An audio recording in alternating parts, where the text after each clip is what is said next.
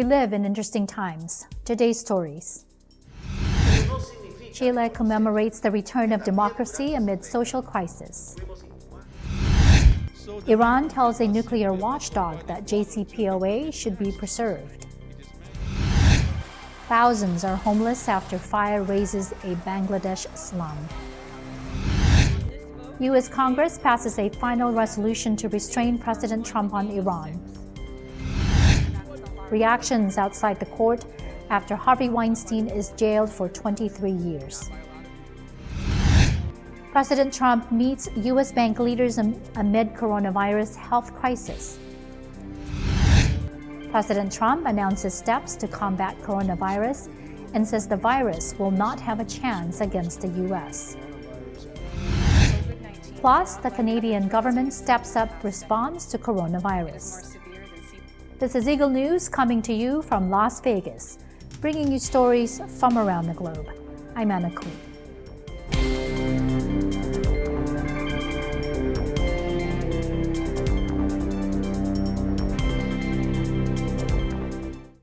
And now for the details. President of Chile, Sebastián Piñera, asked Chileans to reflect on past months of demonstrations as the country commemorates the 30th anniversary of the return to democracy with an official ceremony at the government palace. Pero yo estoy convencido que fueron 30 años muy fecundos para Chile. Pero eso no significa desconocer que también durante esas décadas fuimos incubando o acumulando muchas falencias que han provocado un gran dolor en el alma de nuestra nación y que sin duda necesitan el compromiso y el aporte de todos los chilenos para ser atendidas con urgencia. Hoy, en que nuestro gobierno cumple 2 años y en que conmemoramos 30 años de la recuperación de nuestra democracia, quiero invitar a todos mis compatriotas a reflexionar sobre lo que juntos hemos vivido estos últimos 5 meses. Iran warned the UN atomic watchdog on Wednesday to be wary of empty claims passed on to it after the agency raised questions about the Islamic Republic's nuclear program. The International Atomic Energy Agency last week accused Iran of denying its inspectors access in January to 2 sites. Foreign Ministry spokesman Abbas Mousavi said the IAEA should maintain its credibility and not follow up on any empty claims made by someone or some regime. He said questions must be based on a legal and technical case and not some regime's political gains, as Iran does not consider this right or constructive. IAEA Chief Rafael Grossi on Monday urged Iran to provide access to the 2 sites and said it had failed to engage in substantive discussions to clarify its questions. Diplomats say these were related to past projects of the 2000s that were alleged to have had a military dimension and not to its current activities. Iran's Representative Kazem Gharib Abadi said last week that Tehran had no obligation to grant the IAEA access to sites if it deems the request to be based on fabricated information, accusing the U.S. and Israel of trying to exert pressure on the agency. So the main point is not simply about providing 1 or 2 complementary accesses. It is mainly about the fact that such requests should be based on a clear reasoning and principles in accordance with the agency's relevant documents, which was not the case for the last 2 requests for complementary accesses. The United States is a country that possessing thousands of nuclear warheads used these warheads against innocent people in Japan, and afterwards threatened the other nations to use these weapons against them. It's ridiculous that this regime talks regarding non-proliferation, and while Iran is in full compliance with its obligations under the CSN Additional Protocol and the JCPOA, accusing Iran for non-proliferation risk activities. All of us are united in one important point, and that's no attempt should actually destroy the JCPOA, and the JCPOA should be preserved. This is very important. Iran's arch-enemy Israel has claimed that its intelligence services have new information on the alleged past projects. The back and forth comes with a landmark 2015 nuclear agreement between Iran and world powers hanging by a thread. The accord, offering Tehran sanctions relief in exchange for limits on its nuclear activities, has faltered since the U.S. withdrew from it in 2018 and began reimposing unilateral sanctions on Iran. In retaliation, Iran has progressively abandoned some of the limits set by the accord. Other parties to the deal, Britain, China, France, Germany, and Russia, have expressed continued commitment to the deal. But so far, they have been unable to make up for the United States in providing Iran with the economic benefits set out in the accord. Police said some 10,000 people have been made homeless Wednesday after a devastating blaze burned one of the biggest slums in the Bangladeshi capital, Dhaka. Police Inspector Deepak Kumar Das said the fire caught Rapnagar slum at the northern suburb of the capital in the morning before hundreds of firefighters brought it under control after battling for 4 hours. He said about 1,000 homes, mostly shanties, were burned to ashes, leaving some 10,000 people homeless. Fires regularly break out in Bangladesh's slums, where millions live in squalid living conditions. Rights groups have alleged in the past that some shanty town blazes were deliberate acts of sabotage by developers seeking to free up property to construct multi-story buildings. Police and firefighters were investigating how the fire broke out or whether it was an act of sabotage. আমরা দেখছি রাস্তা ছিলাম রাস্তা থেকে দেখছি ধরতেছে এখান থেকে দৌড়ে এসে দৌড়ে গলির ভিতরে ঢুকাতেই ঢুকতে পারতাছি না মানুষরা হতাশতা শুরু হয়েছে পরে দৌড়ে ঢুকলাম ঢুকে কিছু কিছু মানুষ বাঁচাতে পারছি কিছু কিছু বাঁচাতে পারিনি পৌনে 10টা বাজে আগুন লাগছে পুরুরে রান্তেছি রান্দা তুই আয়া প্লাবান লয়েছি কিছু মাল সাবানা পুরি আসছে কিছু না সরাইছে অর্ধেক পুরি আসছে Up next, U.S. Congress passes a final resolution to restrain President Trump on Iran. Reactions outside the court after Harvey Weinstein is jailed for 23 years. President Trump meets U.S. bank leaders amid coronavirus health crisis. President Trump announces steps to combat coronavirus and says the virus will not have a chance against the U.S. Plus, the Canadian government steps up response to coronavirus. Eagle News will be right back. Stay with us.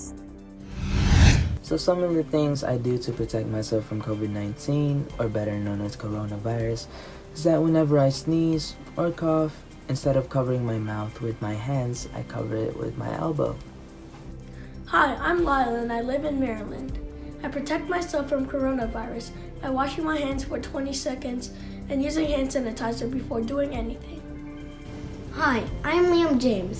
I live in Maryland. I protect myself from the coronavirus by washing my hands and not touching my face when my hands are dirty. I also pray to God that my family will be safe from the coronavirus. Hi, I'm Mustella. And I'm Elise. And we are high school students in Maryland. One way or a couple ways that we protect ourselves from the coronavirus is always washing our hands and making sure that our phones are clean so that we could prevent getting this disease. My name is Renette from Burtonsville, Maryland. How do I protect myself from coronavirus? I try to stay away from public places if necessary. I stay away with people who are sick. And most importantly, I stay informed and be aware of my surroundings. DJ Gonzalez from Washington, D.C. And with the rapid spread of COVID-19, these are a couple of things we do in our household and in our work environment in order to keep our surroundings clean. We constantly wash our hands or use hand sanitizer. We also wipe down any frequently used items, such as our laptops. Always keep tissue in case we need to sneeze or cough. And once we're done, make sure we throw that away. And we also take our daily dose of vitamin C in order to boost our immune system.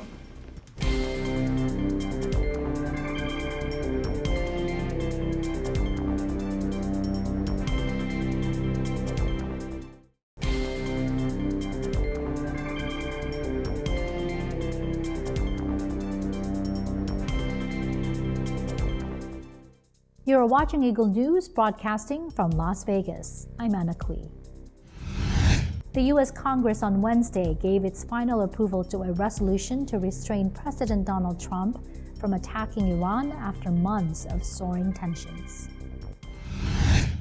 The House of Representatives voted 227 to 186 to join the Senate in support of the resolution, which bars any military action against Iran without an explicit vote from Congress. But the resolution is virtually certain to be vetoed by President Trump and the coalition of most Democrats, and a handful of war-skeptic Republicans lacks the votes to override him. After Harvey Weinstein is sentenced to 23 years in prison for rape and sexual assault, model Tarali Wolf says, quote, "I hope that this sentence sends a clear message that times have changed and that more women need to speak out for themselves and that men and women need to speak out for each other." Harvey Weinstein's defense lawyer Donna Rituno and attorney Gloria Allred also addressed the media. Because this isn't a happy circumstance to be that we're all here for, but I feel joyous with what Judge Burke decided, and I'm grateful to the jurors and the prosecuting team, the DA's office, and everybody involved, and to all the supporters. Thank you. I hope that the sentence sends a clear message that times have changed and that more women need to speak out for themselves and that men and women need to speak out for each other. Disgraced movie mogul Harvey Weinstein was sentenced to 23 years in prison for rape and sexual assault Wednesday, capping a sensational downfall for the once powerful producer in the landmark case for the Me Too movement. Weinstein, who turns 68 next week, faces spending the rest of his life behind bars after New York Justice James Burke rebuffed his pleas for the minimum 5-year sentence. The judge, issuing a heavy term close to the maximum 29 years allowed, was unmoved by a rambling statement Weinstein made to the court in which he failed to express any remorse for his actions or apologize to victims. Before blaming the Me Too global reckoning against men abusing positions of power for his predicament, Weinstein said, quote, "I'm totally confused. I was the first example, and now there are thousands of men being accused. I'm worried about this country." The sentencing completed a dramatic fall from grace for the Titan-turned-pariah, who lost much of his $150 million fortune fighting allegations that surfaced in October 2017. Nearly 90 women, including Angelina Jolie and Salma Hayek, have come forward alleging 40 years of vile predatory behavior by the Oscar-winning producer of Shakespeare in Love and numerous other critical and box office hits. The Silence Breakers, a group of 24 Weinstein accusers that includes Ashley Judd, Rosanna Arquette, and Rose McGowan, said Weinstein's legacy would always be his rape conviction. They said in a statement he is going to jail, but no amount of jail time will repair the lives he ruined, the careers he destroyed, or the damage he has caused. Weinstein was taken away from the Manhattan Criminal Court in a wheelchair as the 6 accusers who testified at his trial, including actress Annabella Sciorra of The Sopranos, hugged in the front row. Members of the public clapped as the accusers and prosecutors walked out of the courtroom. So he got all the due process that anyone could get and more because his attorneys demanded it, and I believe that they got it. His statement was rambling. He had a right to make it. He indicated some remorse, whether it was heartfelt, whether it was remorse for having been convicted, having been sentenced to prison, or expecting to be sentenced to prison, I don't know. So for the predators who are going to wake up in fear tomorrow and say, are they coming after me next? My answer is probably yes. I am overcome with anger at that number. I think that number is a cowardly number to give. I think the judge caved, just as I believe the jury caved, and I am not happy. Nothing. It says nothing to me about the Me Too movement other than the fact that the judge probably felt some type of pressure to stand on with a large sentence. He wasn't treated fairly at all. Let's just call it what it is. Not by the court, not by the jury. not by a lot of you. That's what happened, all right? The evidence in this case, we firmly believe did not establish his guilt beyond a reasonable doubt. And that's what we're talking about. We're not talking about anything else than whether there was reasonable doubt in this case. And to say that there wasn't, based on the defense that we put forward, I think is outrageous. U.S. President Donald Trump says the administration will add billions of dollars to help small businesses as he meets with U.S. bank leaders on ways of assisting consumers in small businesses amid the health crisis. I said this is not a financial crisis. And the banks and the financial system are in sound shape, and we are here to help, part of it. I think second is when we look at what's going on, in many ways we're going at several challenges at the same time. We woke up, or we went through Sunday and a precipitous drop in oil prices, and we needed to deal with that when the market opened on Monday. Clearly, Corona is front of mind for everybody, not just here in the U.S. Prior to the coronavirus, it was just all go. The numbers were fantastic, and we don't even know what the numbers are now. We'll have to see. The numbers from a week ago were great, and from 2 days ago were great, but now we're hitting a patch, and we're going to have to do something with respect to getting rid of this virus as quickly as possible and as safely as possible. Our number one, and we'll be doing a lot of additional work with small business, as you know. We're going to be adding many billions of dollars, and we're going to be making lots of small business loans, as the banks are too. So we made a great decision on China and Asia, and they're healing, and they're healing at a pretty good rate. Happy about that, and we could start to think about getting back involved in that part of the world. And as you know, we have another part of the world, Europe, that's in very tough shape. It's having a hard time right now with the virus, and we'll be making various decisions. We're having to fix a problem that 4 weeks ago nobody ever thought would be a problem. Nobody, you read about them. You read about them from 1917, and you read about them from lots of other times, but nobody thought that we would be seeing. We were just discussing that. This came out of nowhere, and actually came out of China, which is the way it works. U.S. President Donald Trump on Wednesday announced measures meant to shore up the economy reeling from the coronavirus outbreak. He also announced a travel ban for Europe for 30 days that he indicated would include halting trade. Anything coming from Europe to the United States is what we are discussing. These restrictions will also not apply to the United Kingdom. At the same time, we are monitoring the situation in China and South Korea, and as their situation improves, we will reevaluate the restrictions and warnings that are currently in place for a possible early opening. Smart action today will prevent the spread of the virus tomorrow.